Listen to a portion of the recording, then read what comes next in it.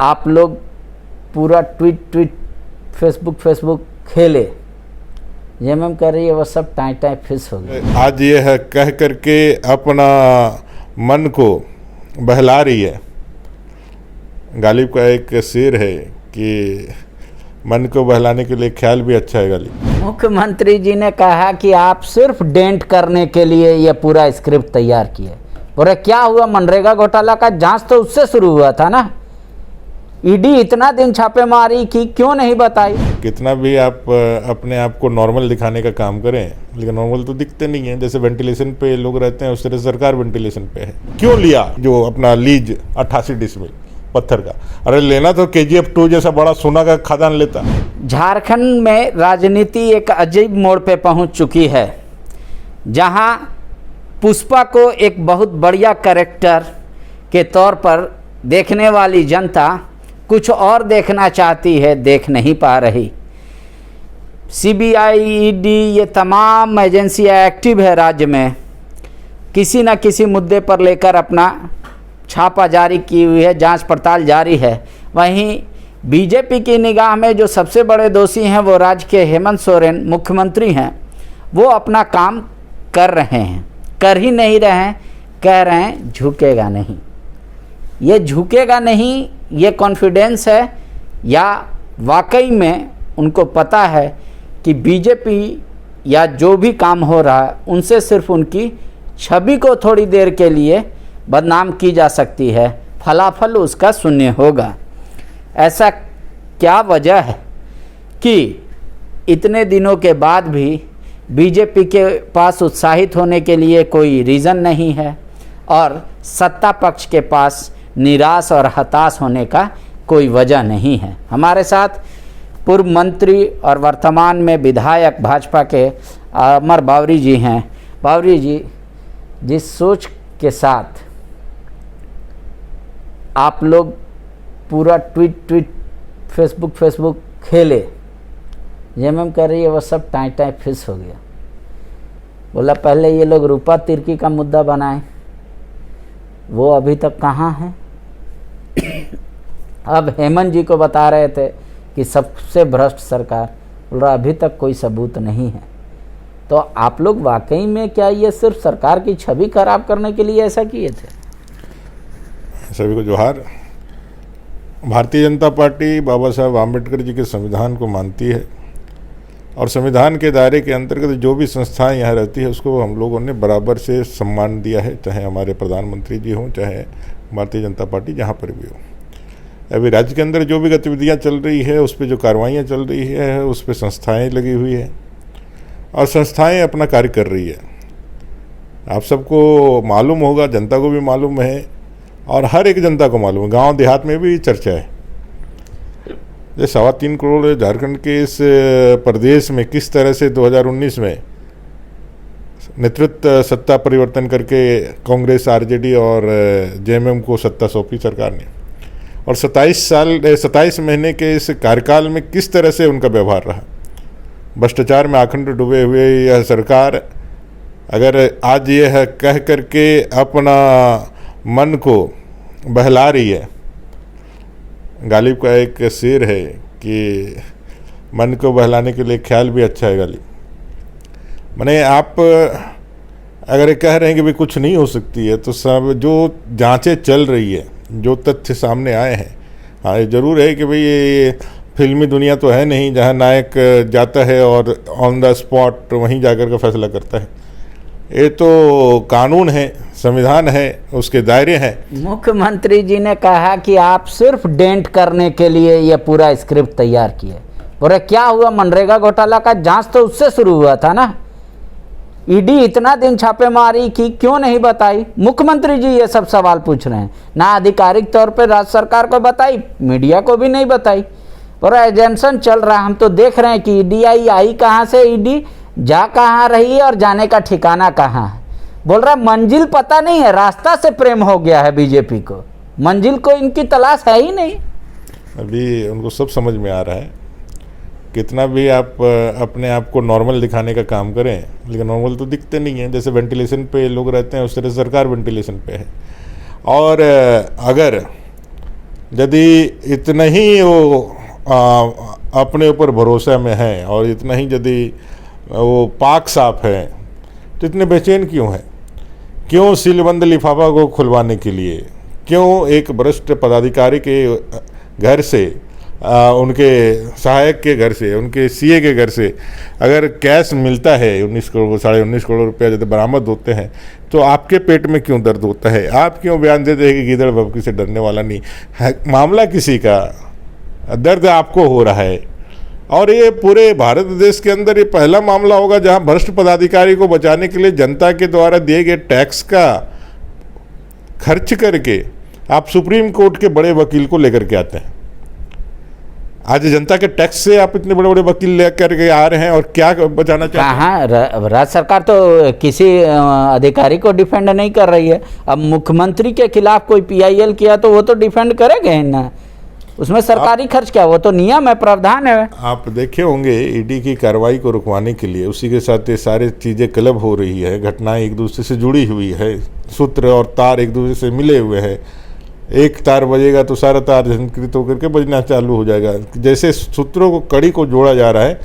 इंतजार कीजिए, आगे आगे देखिए क्या होता है। मुख्यमंत्री जी का भी तो यही सवाल है, आगे हम तो देख लेंगे। वो कह रहे हैं बीजेपी को कैसे पता कि तार एक साथ जुड़ा हुआ है?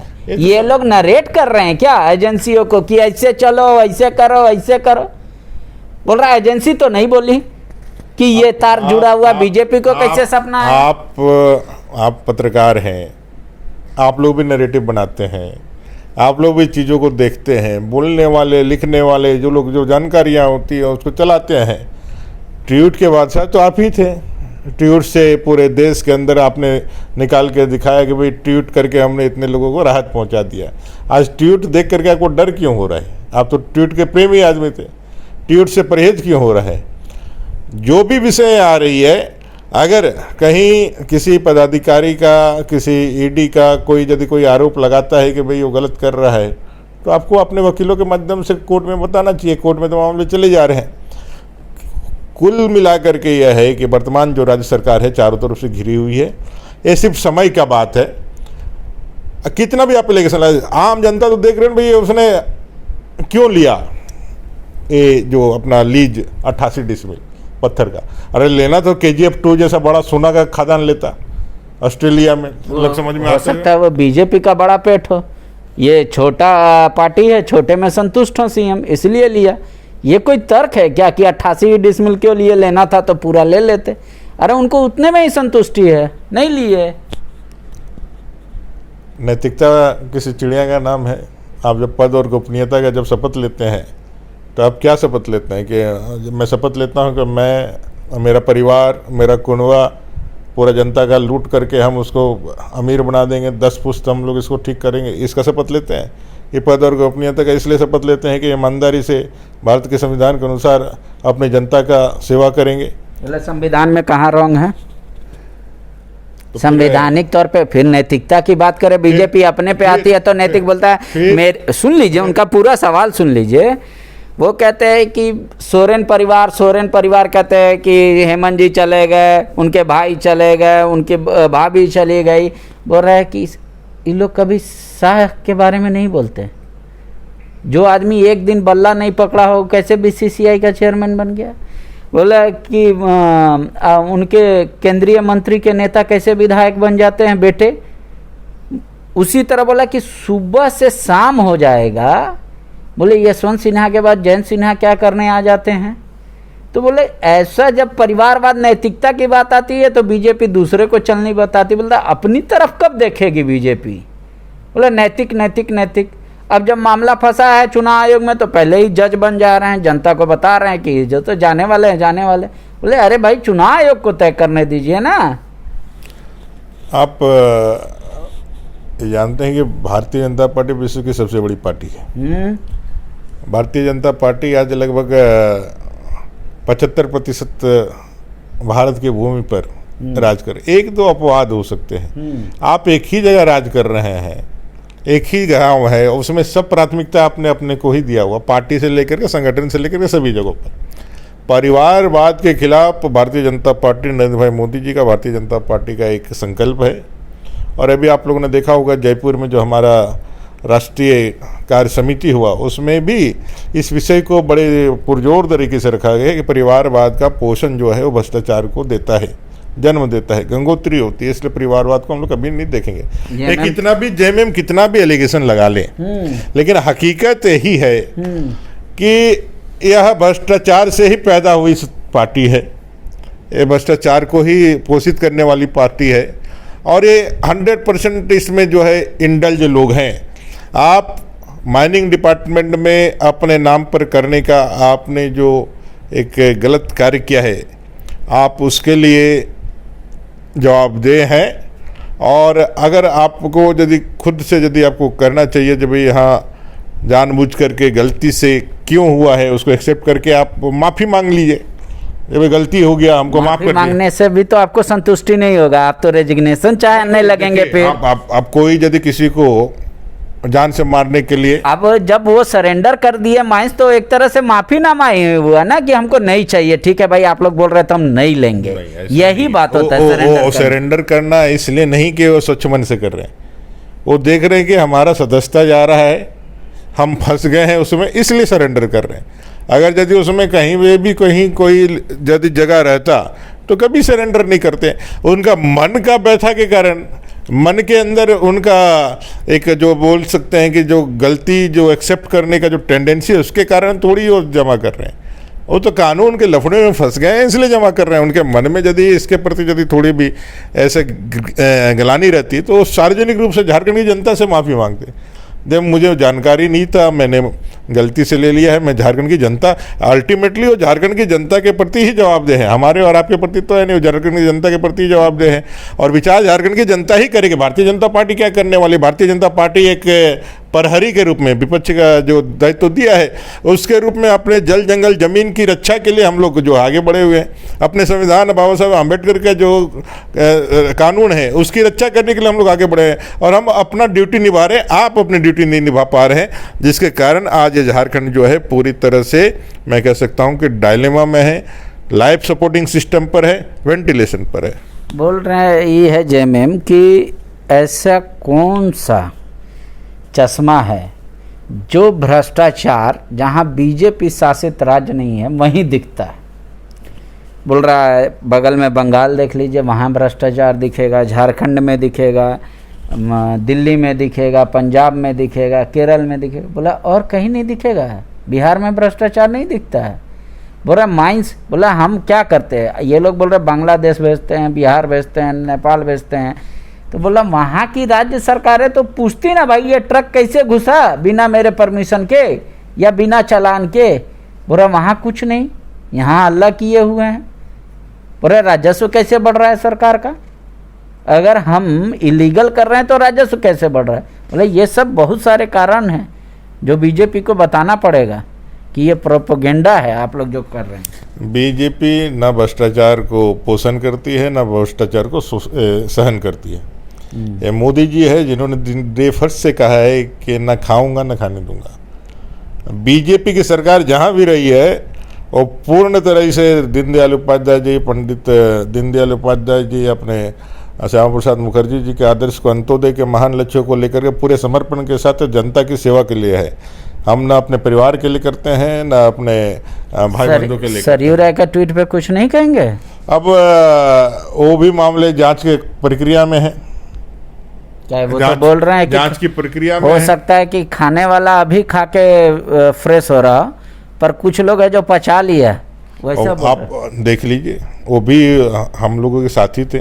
बोले क्लीन चिट किसने दिया, किसकी सरकार ने 5 साल वो भी थे हमारे साथी, कैबिनेट में बैठते थे, सब लोग हम लोग साथी बैठे थे। बोले किसने, किसकी सरकार में क्लीन चिट? अब वो सारे चीज़ें तो मैं कह रहा हूँ ऑन गोइंग प्रोसेस में है, और जांच में ही है, वो चल ही रहा है, सत्य सामने आना ही चाहिए।